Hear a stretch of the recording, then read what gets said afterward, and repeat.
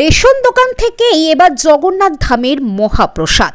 ধর্ম বর্ণ ভুলে পবিত্রতার বার্তা পৌঁছালো বাংলার ঘরে ঘরে।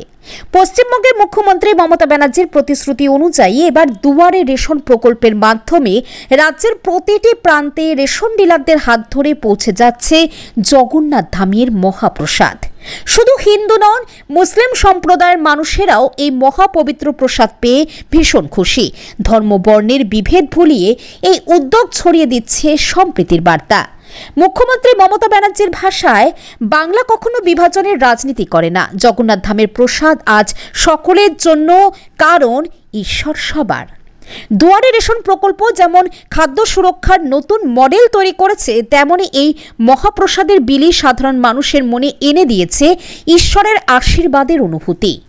গ্রামে গ্রামে, শহরের পাড়ায় পাড়ায় যখন রেশন ডিলারদের হাতে প্রসাদ পৌঁছাচ্ছে, তখন এক নতুন ইতিহাসের সাক্ষী হচ্ছে বাংলা।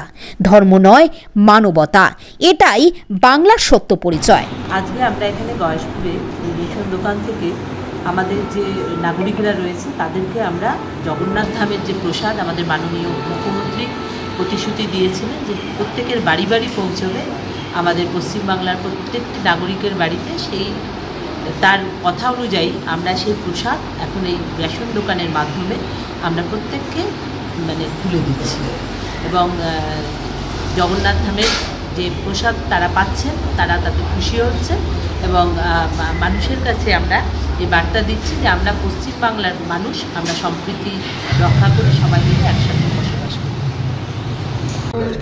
কোন এলাকায় এগুলো আমাদের সরকারি মাধ্যমে সরকার সিদ্ধান্ত নিয়েছে মাননীয় মুখ্যমন্ত্রীর ইচ্ছাতে, যে সকলে যেন ওই দীঘার যে মন্দির হয়েছে তার প্রসাদ যেন সকলে পায়, ওনার নেতৃত্বে এটা হচ্ছে। কোথা থেকে দেওয়া হচ্ছে, কীভাবে দেওয়া হচ্ছে? আমাদের ডিএম অফিস থেকে আর বিডিও অফিস থেকে আর খাদ্য দপ্তরে, তিনটা অফিস মিলিয়ে এই দায়িত্বটা নিয়েছে।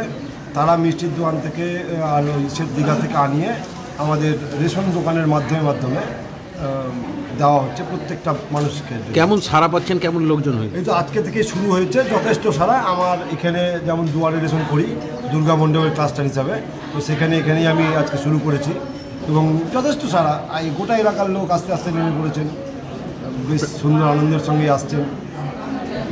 ভালো লাগছে, আমারও নিজের কাজ করতে ভালো লাগছে। আপনার নাম? আমার নাম ভজন গোস্বামী।